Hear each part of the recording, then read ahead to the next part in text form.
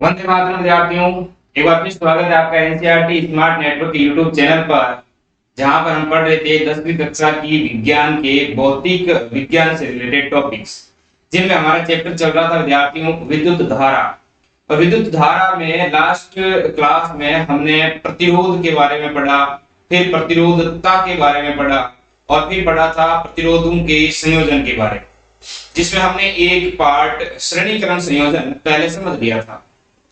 और आज से हम शुरू करने वाले हैं समांतरकरण संयोजन, जो प्रतिरोधकता का दूसरा संयोजन का तरीका है। चलिए विद्यार्थियों, आज हम क्लास शुरू करते हैं। उससे पहले मैं आपको थोड़ा सा पिछली क्लासों का रिवीजन करवा देता हूं, प्रतिरोधकता, प्रतिरोध और श्रेणीकरण संयोजन का।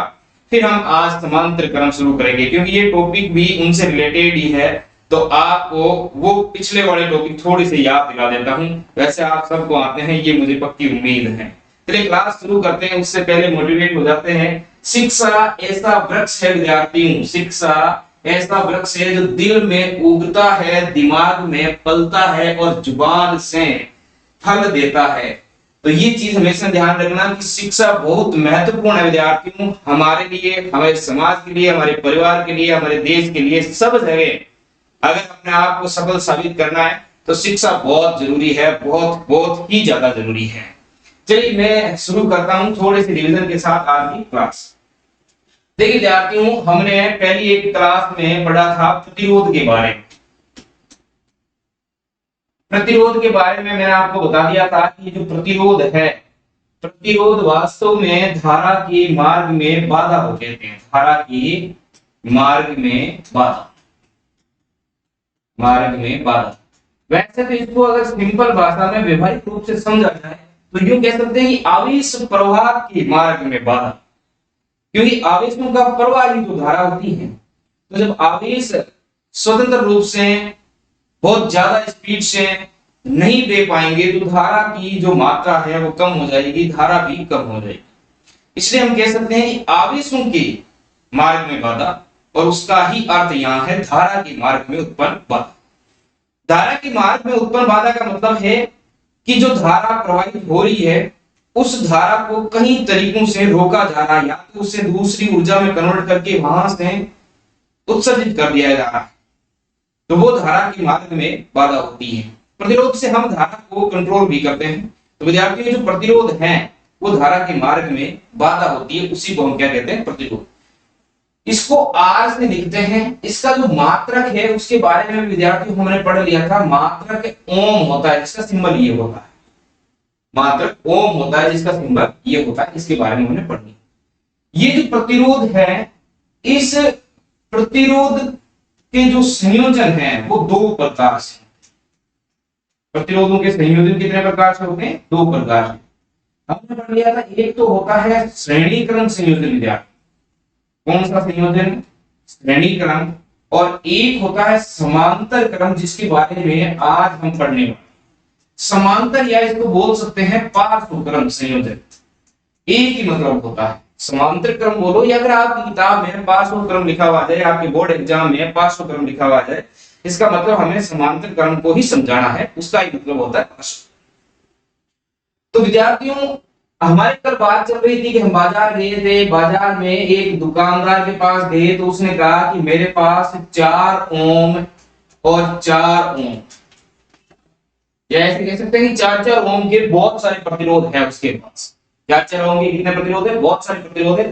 परंतु हमें चाहिए थे 2 ओम और 8 ओम के प्रतिरोध। यही बात हुई थी कल कि हमें तो 2 ओम और 8 ओम के प्रतिरोध चाहिए थे।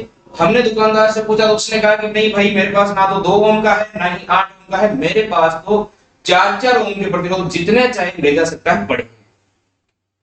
अब हमने दिमाग लगाया। दिमाग क्या लगाया कि हमने कहा कि हम इन 4-4 ओम के प्रतिरोधों से, ये तो उपलब्ध प्रतिरोध है, क्या इन प्रतिरोधों से मैं मेरा काम निकाल सकता हूं क्या? कौन सा काम? जो मुझे 2 ओम और जो मुझे 8 ओम के 2 प्रतिरोध चाहिए ना, वो प्रतिरोध बना सकता हूं क्या? तो बिल्कुल बना सकते हैं। कैसे? देखिए, इसके बारे में हमने कल पढ़ लिया कि अगर मैं 4 ओम और 4 ओम के प्रतिरोधों को श्रेणी क्रम में जोड़ देता हूं। कौन से क्रम में विद्यार्थियों? श्रेणी क्रम में, मतलब एक प्रतिरोध के आगे दूसरा प्रतिरोध, एक प्रतिरोध के आगे दूसरा प्रतिरोध, यानी धारा दोनों प्रतिरोधों से एक रास्ते से जानी चाहिए, रास्ता नहीं बदलना चाहिए। तब तो मैं किसका निर्माण कर सकता हूं, 8 ओम के प्रतिरोध का। तो हमारे एक समस्या तो सॉल्व हो, 8 ओम का प्रतिरोध हमें मिल गया। एक समस्या और थी, हमें 2 ओम का प्रतिरोध भी चाहिए था, तो वो हम आज प्राप्त करेंगे। 2 ओम का प्रतिरोध हम इन 4 ओम के प्रतिरोधों से कैसे बना सकते हैं, आज बनाएंगे। और वो बनाएंगे हम इस समांतर क्रम संयोजन के द्वारा। इसके द्वारा बनाएंगे, समांतर क्रम संयोजन के द्वारा। अब थोड़ा सा श्रेणी क्रम संयोजन के बारे में बता। श्रेणी क्रम संयोजन में विद्यार्थियों क्या होता है, धारा नियत होती है। ये पता था ना, धारा आई जो है वो क्या होती है, नियत होती है। नियत इसलिए होती है क्योंकि जब धारा को हम प्रवाहित करते हैं तो धारा सभी प्रतिरोधों से एक ही रास्ते से गुजरती है, और धारा तब तक नियत रहेगी जब तक धारा के रास्ते ना बदले जाए। जब तक हम धारा को 2 भागों में, 3 रास्तों में, 4 रास्तों में नहीं बांटे, तब तक धारा कैसी रहेगी, नियत रहेगी, कोई समस्या नहीं होगी। वही बात है, जैसे एक सीधी रोड है, सीधा रास्ता है, तो उस पर हम एक रफ्तार से दौड़ सकते हैं, लेकिन अगर हमें रास्ते अलग लेने हैं, दूसरे लेने हैं, बटना है रास्तों में, तो फिर रफ्तार तो धीमी होती ही होती है। वही समस्या धारा के साथ है, रफ्तार बदल जाती है। तो धारा यहाँ पर अगर एक ही रास्ते से जाए, मान लो ये प्रतिरोध है, फिर हमारा ये दूसरा प्रतिरोध है, ये तीसरा प्रतिरोध है, ये चौथा प्रतिरोध है, मैंने यहां से धारा दी आई। अब देखो धारा इधर से एक ही रास्ते से जा रही है, सारे के सारे प्रतिरोध रास्ते में आ रहे हैं, कोई समस्या नहीं है, धारा नियत रहेगी। और धारा नियत रहेगी तो इसका मतलब उत्पन्न विभवांतर किसके समानुपाती होगा, प्रतिरोध के समानुपाती होगा। ये हमने श्रेणी क्रम की विशेषताओं में पढ़ा था। यानी जितना ज्यादा प्रतिरोध उतना ही ज्यादा विभवांतर। यूं समझ लो कि ये रोड है और इस रोड पर धारा एक समान रूप से बह रही है। अब ये है जंप बीच में लगाए हुए हैं, जो जितना ज्यादा बड़ा जंप उस पर उतना ही ज्यादा आपको स्पीड को स्लो करना पड़ेगा। जो जंप छोटा है स्पीड कम स्लो करनी पड़ेगी, जो जंप बड़ा है स्पीड और ज्यादा स्लो करनी पड़ेगी, और ज्यादा स्लो करनी पड़ेगी। इसका मतलब ये कि प्रतिरोध जितना बड़ा विभवांतर उतना ही बड़ा, और प्रतिरोध जितना कम विभवांतर उतना ही कम। क्लियर हो गई विद्यार्थियों, समझ में आ गई? ये बात थी श्रेणी की। अब हम पढ़ने वाले हैं समांतर क्रम से। चलिए शुरू करते हैं आज की क्लास।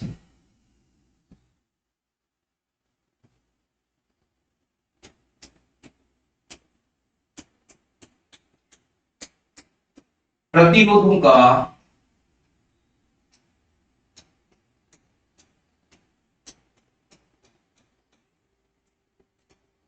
समांतर क्रम संयोजन।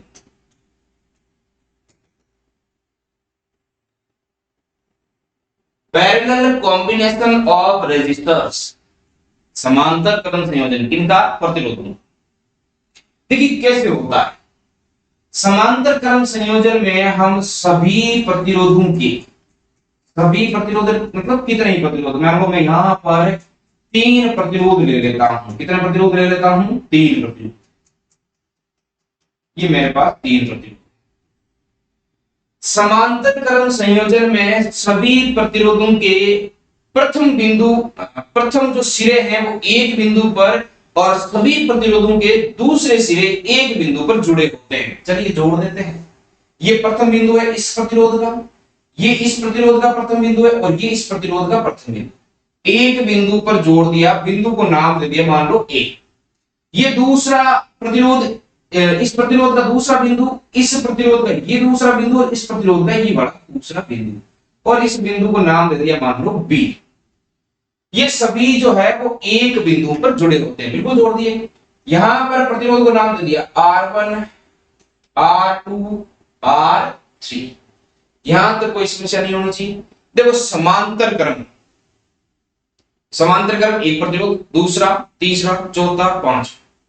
और समांतर क्रम की पहचान कि इन सभी प्रतिरोधों के जितने भी प्रतिरोध है उनके जो प्रथम सिरे हैं वो एक बिंदु पर जुड़े हुए होंगे, और जो द्वितीय सिरे हैं वो दूसरे बिंदु पर जुड़े हुए होंगे। जबकि श्रेणी क्रम में क्या होता है, पहले प्रतिरोध का दूसरा सिरा दूसरे प्रतिरोध के पहले सिरे से जुड़ा हुआ होता है, उल्टा जुड़ा हुआ। श्रेणी क्रम में क्या होता है विद्यार्थियों? पहला प्रतिरोध, मान लो ये हमारा पहला प्रतिरोध है R1, इसका ये पहला सिरा है और ये दूसरा सिरा है, और ये मान लो दूसरा है हमारे पास प्रतिरोध R2, इसका ये पहला सिरा है, ये दूसरा सिरा है। तो श्रेणी क्रम में क्या होता है? श्रेणी क्रम में पहले प्रतिरोध का दूसरा सिरा दूसरे प्रतिरोध के पहले सिरे से जुड़ा हुआ होता है।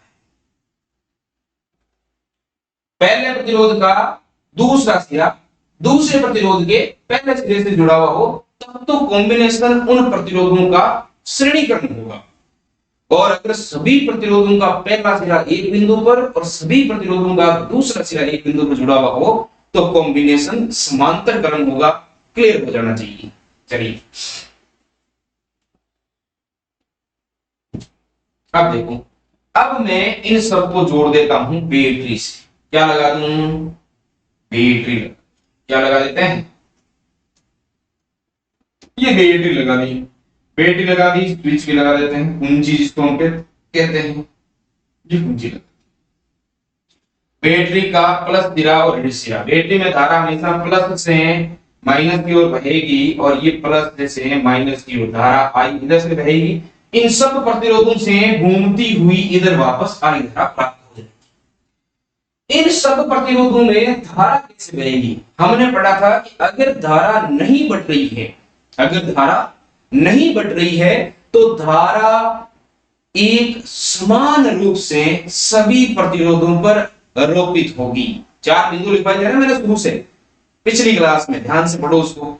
उन बिंदु मैंने ये कहा था कि अगर धारा नहीं बढ़ रही है, धारा एक ही रास्ते से जा रही है तो सभी प्रतिरोधों पर धारा का मान समान होगा।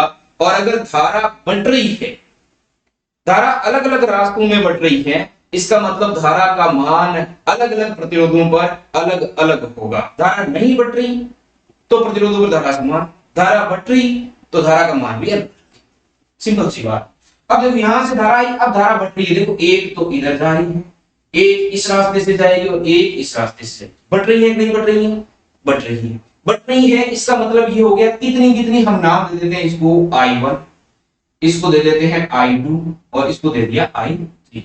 तो R1 प्रतिरोध पर कितनी धारा जा रही है? I1। R2 प्रतिरोध पर कितनी धारा जा रही है? I2। R3 प्रतिरोध पर कितनी धारा जा रही है? I3। क्लियर हो गई बात? R1 प्रतिरोध पर I1 धारा, इस लाइन में कौन सा प्रतिरोध है? R2। कौन सी धारा? I2। इस लाइन में कौन सा प्रतिरोध है? R3। कौन सी धारा? I3। क्लियर है बात? यहां फिर आपको प्राप्त होगी I1, I2 आई है तो I2 यहां पे मिलेगी, इधर से धारा आई है I3 तो यहां मिलेगी I3। और ये तीनों धाराएं इस बिंदु पर मिलेगी और मिलकर कौन सी धारा में कन्वर्ट हो जाएगी? I में। I तो आई थी 1 2 3 तीन भागों में डिवाइड हुई, वापस अगले बिंदु पर मिलेगी तो 1 + 2 + 3 मिल जाएगी और मिलकर कौन सी प्राप्त हो गई? I धारा। क्लियर बात? अब देखिए हमने तीसरा बिंदु लिखा था कि अगर बिंदु समान है, बिंदु नहीं बदल रहे हैं, 4 बिंदु लिखवाए थे, उसमें तीसरा बिंदु ये था कि बिंदु समान है, बिंदु नहीं बदल रहे हैं तो बिंदुओं के मध्य विभवांतर भी समान होगा।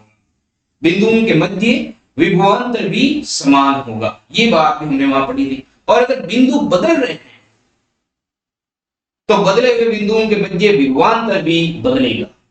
बिंदु बदल रहे हैं, विभवांतर बदलेगा। देखो जैसे हमने उसमें एक प्रतिरोध को दूसरे प्रतिरोध से श्रेणी क्रम में इस तरीके से जोड़ा था, तो ये बिंदु है 2 A और B, ये है दूसरा B और C, तो इनके मध्य विभवांतर V1 हो गया। अगर ये R1 है ये R2 है तो इनके मध्य होगा V2। यहां कभी भी V1 और V2 बराबर नहीं हो सकते, वो डिपेंड करेंगे प्रतिरोध के मान पर। किस पर डिपेंड करेंगे? प्रतिरोध के मान पर। बराबर होंगे कब? जब ये प्रतिरोधों का मान कैसा है? समान। ये जो V1 है वो प्रतिरोध R1 पर डिपेंड करेगा, V2 प्रतिरोध R2। लेकिन यहां देखो बिंदु A और बिंदु B पर सभी के सिरे जुड़े हुए, तो प्रतिरोध इन दोनों बिंदुओं के मध्य होगा। कौन से के मध्य? A और B के मध्य। प्रतिरोध कौन से बिंदु के मध्य होगा? बिंदु ए और बिंदु बी के मध्य, बिंदु ए और बिंदु बी के मध्य। अब देखो ये जो पहला वाला R1 प्रतिरोध है वो A और B के मध्य ही है, इसका मतलब A और B के मध्य विभवांतर V। फिर A और B के मध्य R2 है तो विभवांतर V, A और B के मध्य R3 है तो विभवांतर V। V क्यों? क्योंकि हमने बैटरी V विभवांतर की लगाई। बैटरी किसकी लगाई है? V विभवांतर की। देखिए विद्यार्थियों, होता क्या कि विभवांतर होता है किन्हीं दो बिंदुओं के मध्य का विभुओं का अंतर। तो यहां तो बिंदु बदल ही नहीं रहा, बिंदु तो स्थिर है। बिंदु स्थिर है इसका मतलब विभवांतर भी स्थिर रहेगा, उन दोनों बिंदुओं के मध्य का विभवांतर स्थिर रहेगा। अब चाहे बीच में आप कितने ही प्रतिरोध लगा दो, R1 R2 R3 R4 Rn तक, सभी प्रतिरोधों पर विभवांतर जो होगा वो एक ही बिंदुओं के मध्य A और B के मध्य होगा, तो वो V ही रहेगा। अगर हम 2V ले रहे हैं तो सबका 2V रहेगा, V1 ले रहे हैं तो सबका V1 रहेगा। लेकिन अगर वो जो प्रतिरोध है वो बदल रहे हैं, सॉरी बिंदु बदल रहे हैं प्रतिरोधों, तो बिंदु बदल रहे हैं तो विभवांतर का मान भी क्या हो जाएगा। लेकिन उसमें धारा एक ही रास्ते से चलती है तो धारा नियत रह जाती है। यहां पर कौन सा नियत है? विभवांतर नियत है। तो श्रेणी क्रम में धारा नियत और समांतर क्रम संयोजन में विभवांतर नियत होता है। ध्यान रखें, श्रेणी क्रम संयोजन में प्रतिरोधों के श्रेणी क्रम संयोजन में धारा नियत, प्रतिरोधों के समांतर क्रम संयोजन में विभवांतर नियत। प्रतिरोधों के श्रेणी क्रम संयोजन में धारा नियत, प्रतिरोधों के समांतर क्रम संयोजन में विभवांतर नियत। क्लियर होगी बात? अब देखिए हमने यहां पर बैटरी से भी विभवांतर दिया, ये विभवांतर सबका समान रूप से लिख गया। अब मैं इसका तुल्य प्रतिरोध है, तुल्य डायग्राम बनाता हूं, थोड़ा सा इसको छोटा।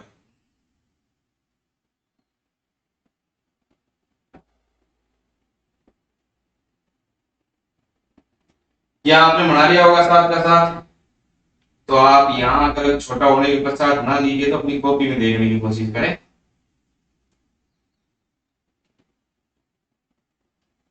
अब मैं इसका तुल्य प्रतिरोध बनाऊंगा। क्या बनाना है? तुल्य प्रतिरोध।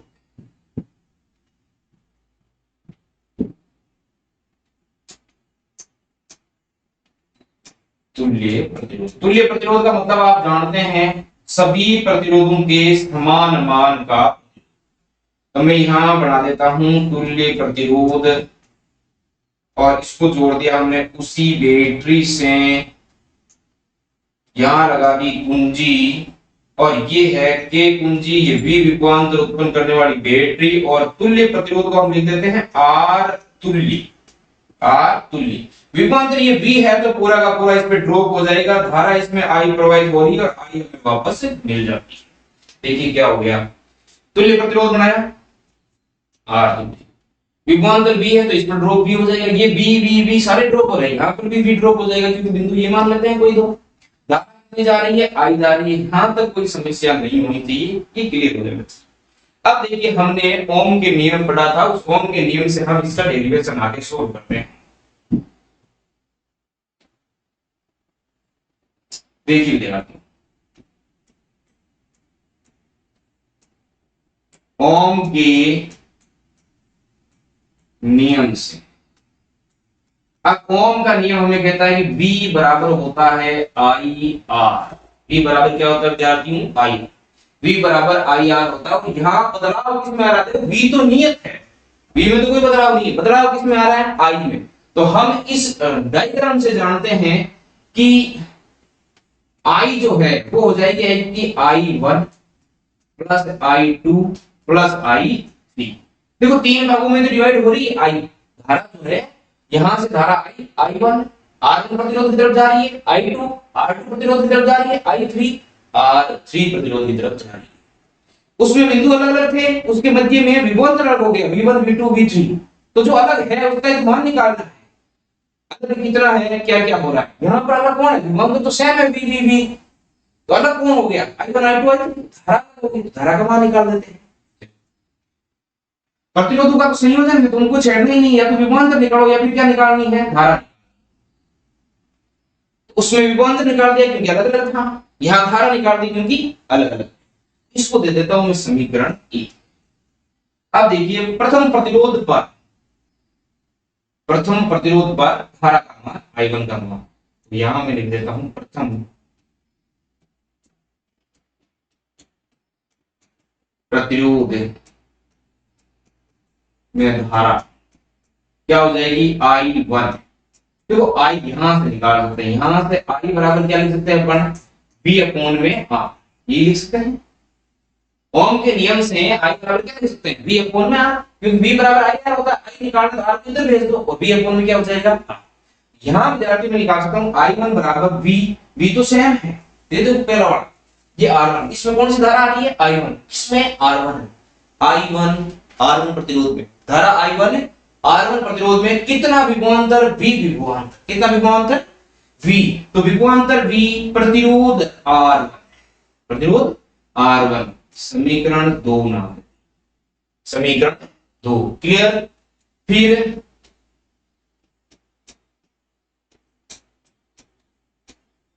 द्वितीय प्रतिरोध में धारा या द्वितीय प्रतिरोध पर धारा बोल सकते हो, तो ये हो जाएगा आपका I2 बराबर V अपॉन में R2, क्लियर हो जाना चाहिए। दूसरे में I2 प्रतिरोध R2 विभवांतर V बराबर V अपॉन R, विभवांतर तो V रहना है नियत है, तो V और प्रतिरोध कौन सा R। इसी तरीके से हम तृतीय का लिख सकते हैं, तृतीय प्रतिरोध पर धारा, तृतीय प्रतिरोध पर धारा कितनी हो जाएगी विद्यार्थियों I3 बराबर V अपॉन में R3, ये समीकरण 4 हो गई। और इसी तरीके से तुल्य प्रतिरोध अलग पेन से लिख देता हूं, ये अलग ही है ना डायग्राम, तुल्य प्रतिरोध पर धारा, ये देखिए तुल्य प्रतिरोध ये I R तुल्य धारा कौन सी I R, तुल्य प्रतिरोध पर धारा कौन सी आ रही I R है, और विभवांतर कितना है V है, प्रतिरोध कौन सा है R तुल्य, प्रतिरोध कौन सा है R तुल्य है। तो विद्यार्थियों मैं इसको लिख सकता हूं यहां पर I बराबर V अपॉन में R, I बराबर V अपॉन में R, इसको दे दिया मैंने समीकरण 5। स्क्रीनशॉट ले लीजिए, फिर मैं छोटा कर रहा हूं उनको, देखिए अब मैं थोड़ा सा इसको छोटा कर देता हूं ताकि हम इनको आसानी से समझ सके। वैसे आपकी स्क्रीन पर दिख रहा होगा, आप एक से बढ़ा लीजिए, जो आपकी क्वालिटी है वीडियो की उसको आप 720 करके या 480 करके देख लीजिए, ये सारी चीजें आपको दिख जाएगी स्क्रीन, कोई समस्या वाली बात नहीं। इसीलिए अलग अलग पेन का प्रयोग किया जा रहा है।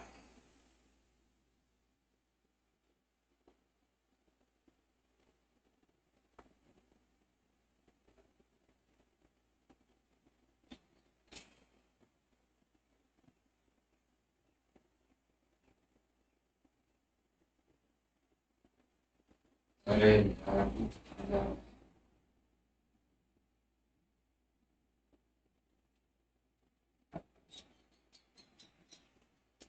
चलो अब सेव हो गया।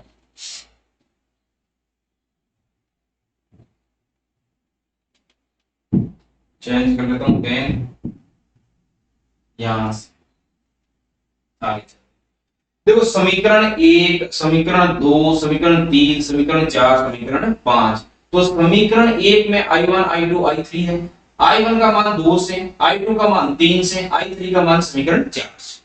फिर समीकरण 1 में I है, तो I का मान समीकरण 5, सब मान निकाल दिए, सारे के सारे मान उठाओ पुट कर दो कौन से में समीकरण 1 में।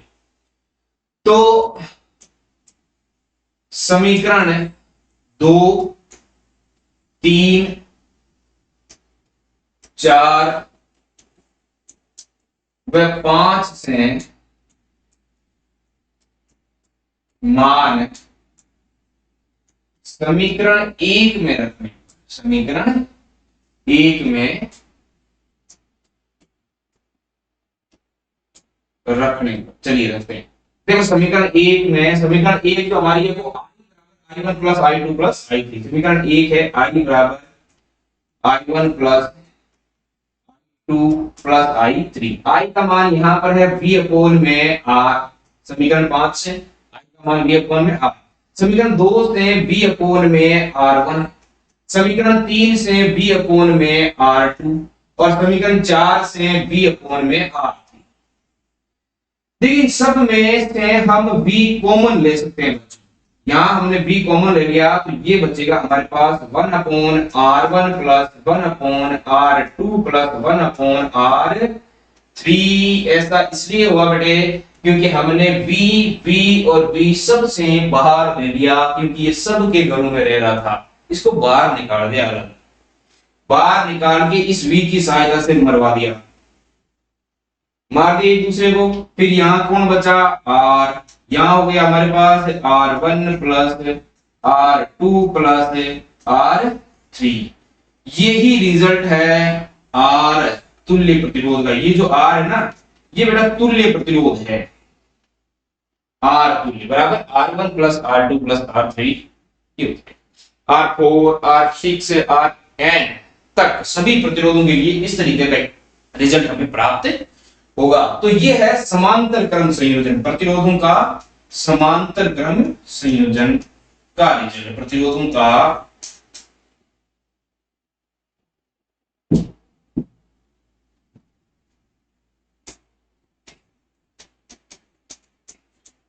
समांतर क्रम संयोजन का व्यंजक, समांतर क्रम संयोजन का व्यंजक ये प्राप्त स्क्रीनशॉट ले लीजिए। देखें फिर आगे की ओर चलते हैं।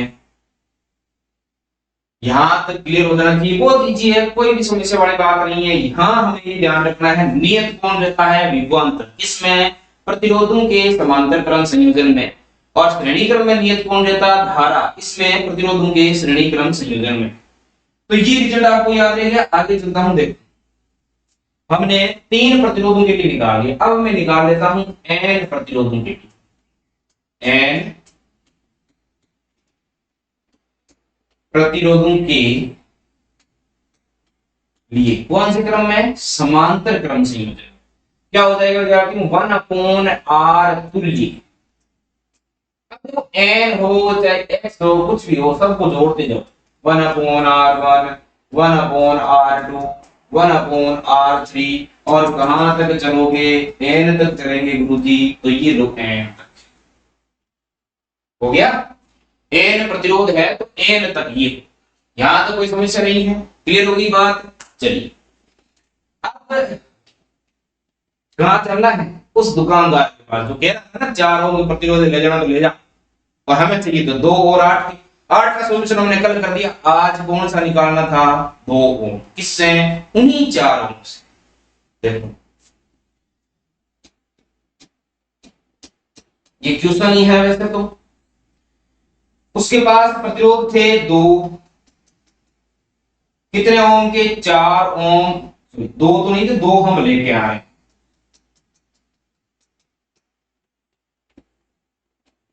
चार यही थे, ये बिंदु मान लिया हमने ए और बिंदु बी। तो इसका हमें क्या ज्ञात करना है विद्यार्थियों, तुल्य प्रतिरोध ज्ञात करना। इसका हमें क्या ज्ञात करना है, तुल्य प्रतिरोध।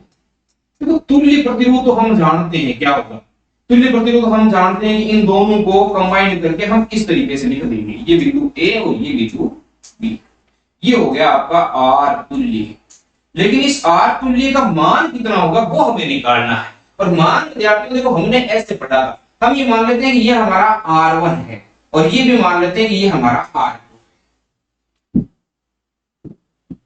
अब देखो हमने पढ़ा था कि अगर प्रतिरोधों का क्रम समांतर क्रम संयोजन है, प्रतिरोधों का कैसा संयोजन है, समांतर क्रम संयोजन है, तो 1 अपोन R तुल्य होगा 1 upon R1 plus 1 upon R2 plus 1 upon, अरे कहां जा रहे हैं, 1 अपोन R2 तक करना है। R1 और R2 दो ही तो है, 3 होते तो 3 तक, 4 होते तो 4 तक, 5 होते तो 5 तक और n होते तो n तक। अब देखो मैं इसमें मान पुट कर देता हूं,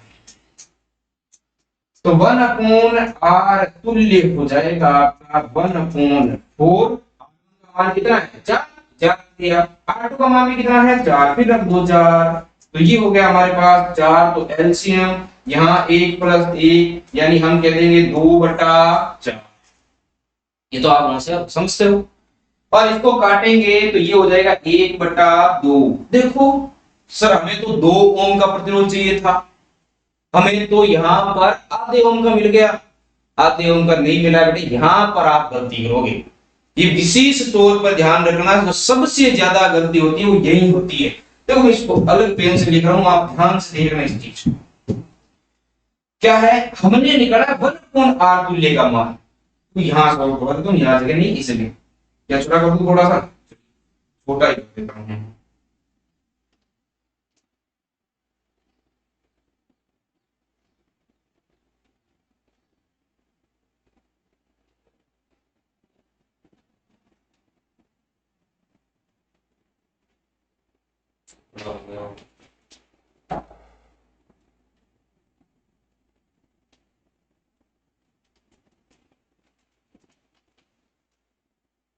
चल जा। चलिए अब देखो, यहाँ करवाता हूँ, पेन चेंज है। हमें जो मान मिला है वो मिला है बच्चों 1/r तुल्य का, और 1/r तुल्य कितना आया है, 1/2।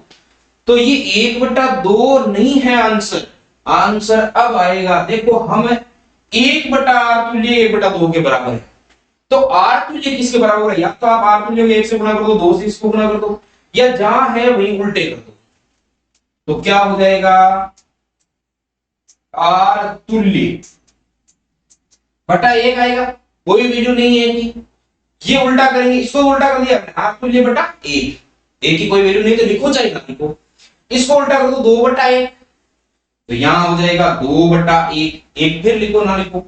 तो हमारे पास R तुल्य का मान कितना आ गया विद्यार्थियों, 2 ओम। हमने उन 4 ओम के 2 प्रतिरोधों की सहायता से प्राप्त कर लिया ना 2 ओम का प्रतिरोध भी, तो कर सकते हैं हम कुछ भी, दुकानदार से बेसबाजी करने की जरूरत नहीं है कि तू क्यों नहीं लाया, अरे तुम करो यार, क्रिएटिव माइंड वाला आदमी हो, निकाल सकते हो कि नहीं निकाल सकते हो, बताओ। यहाँ तो कोई समस्या है क्या? चलिए अब मैं इस पर एक क्वेश्चन देता हूं आपको, फटाफट शुरू करना है, देखें।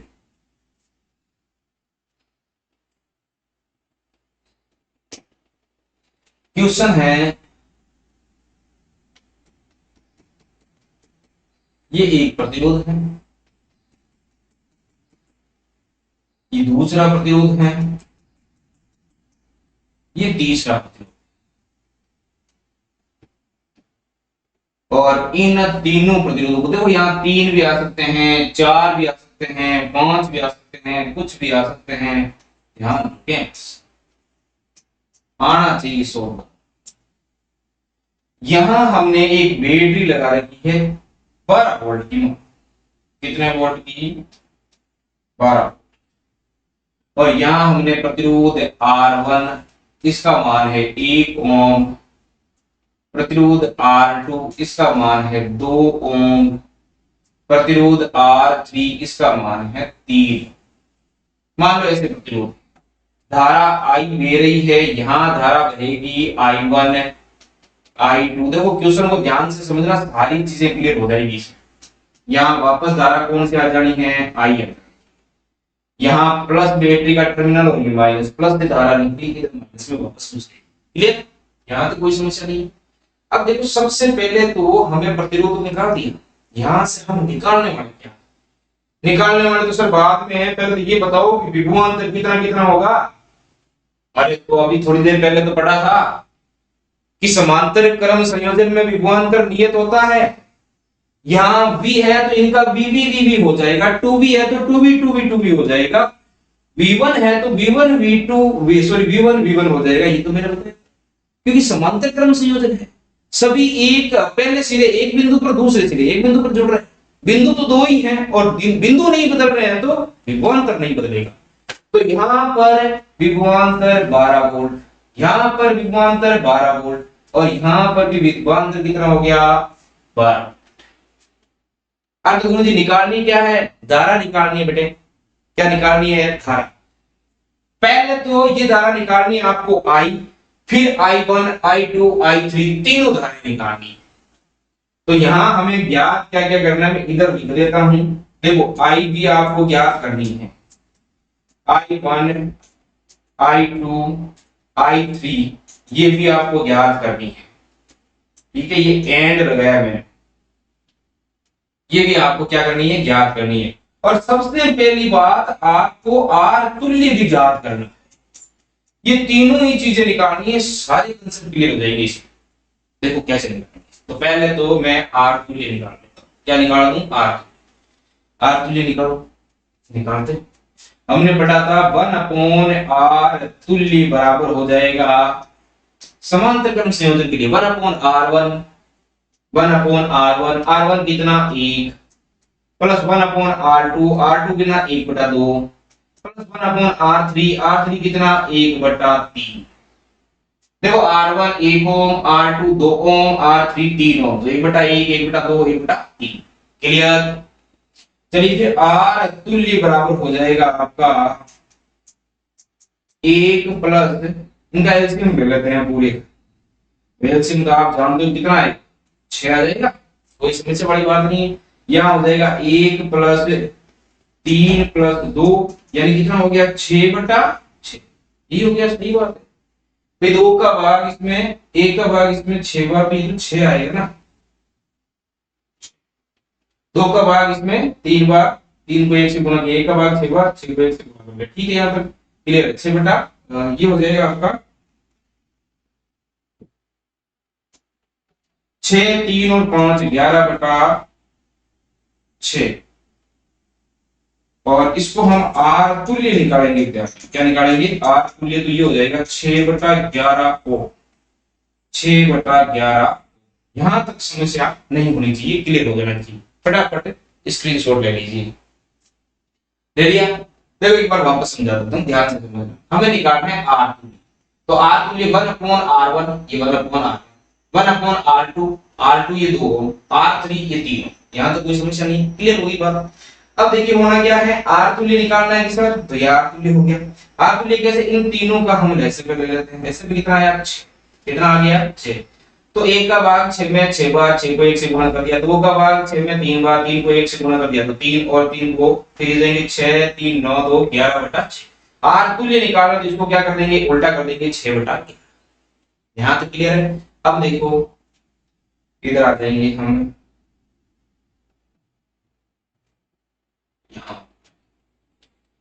अब हमें निकालना है आई का मान। किसका मान निकालना है विद्यार्थियों? आई। तो ओम के नियम से आई बराबर, V बराबर क्या होता है? आई। तो आई बराबर हो जाएगा V अपॉन में R।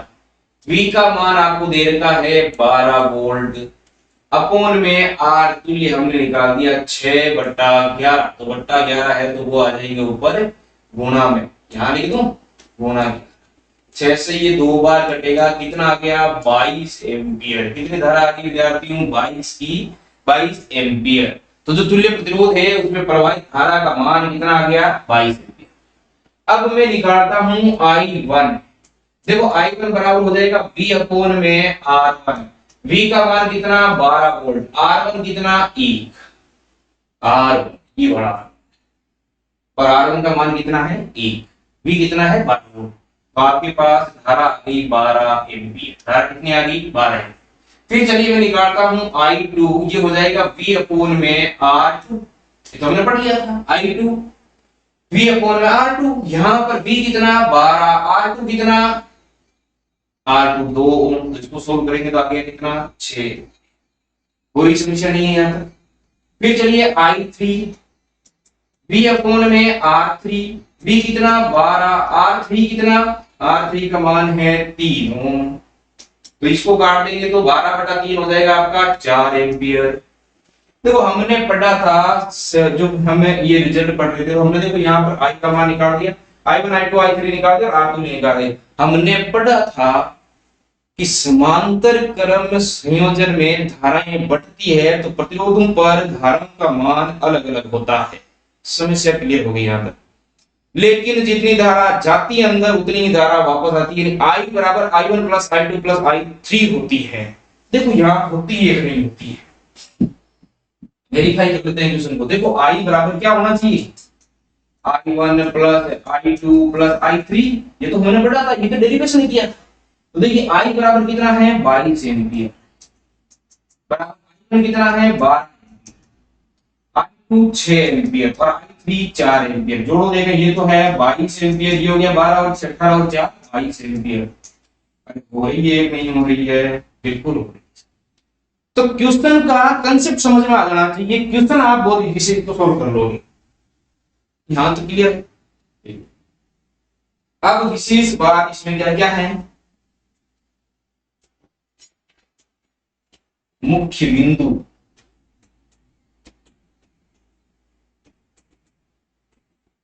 पहला बिंदु विभवांतर नियत रहता, विभवांतर नियत रहता है। किसमें? प्रतिरोधों के समांतर क्रम संयोजन में विभवांतर नियत रहता है। पूरी लाइन लिखनी है। प्रतिरोधों के समांतर क्रम संयोजन में विभवांतर नियत रहता है। V आपका इसमें नियत होगा। V आपका इसमें क्या होगा विद्यार्थियों? नियत होगा। अरे तो बच्चों फिर V नियत होगा तो ये होना चाहिए, क्योंकि हम जानते हैं कि V बराबर IR होता है और यहां से I बराबर हम कह सकते हैं कि V अपॉन में R होगा। और हम कह रहे हैं कि V तो नियत है, और जब V नियत है तो हमारा जो I है वो समानुपाती 1 अपॉन R होना चाहिए। अरे होना चाहिए कि नहीं? जब हमने कल पढ़ा था तब हमने पढ़ा था कि हमारा जो V बराबर IR होता है उसमें I नियत है। श्रेणी क्रम में I कैसा है? नियत। तो हमने कहा था V समानुपाती है किसके? R के। प्रतिरोध जितना ज्यादा विभवांतर उतना ही ज्यादा। ये श्रेणी क्रम के लिए पढ़ा था। आज हम पढ़ रहे हैं कि हमारा V नियत है, और जब V नियत है इसका मतलब क्या हो गया? I समानुपाती 1 अपॉन R, यानी R जितना ज्यादा धारा का मान उतना ही कम। ऐसा कैसे? अरे ऐसा ही तो है। हम तो यही पढ़ रहे थे कि R प्रतिरोध है और प्रतिरोध धारा के मार्ग में बाधा उत्पन्न करता है। तो जितना ज्यादा प्रतिरोध होगा धारा उतनी कम बहेगी, और धारा बहुत ज्यादा बह रही है इसका मतलब प्रतिरोध कम है। तो R I समानुपाती 1 अपॉन R क्या बताता है कि R ज्यादा तो धारा कम, और दूसरी बात इसकी उल्टी कि R कम तो धारा ज्यादा। प्रतिरोध कम धारा ज्यादा बहेगी, प्रतिरोध ज्यादा धारा कम बहेगी। यही बात ये समझाना चाहता है प्यारे बच्चों। ये क्लियर हो गई होगी आपको, पूर्ण रूप से समझ में आ गई। दूसरा बिंदु इसका हम ये लिख सकते हैं,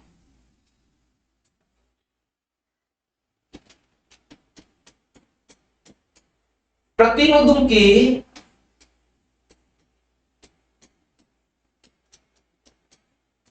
समांतर क्रम संयोजन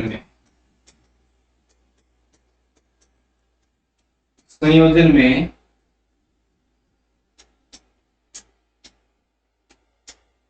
तुल्य प्रतिरोध का व्युत्क्रम सभी अलग अलग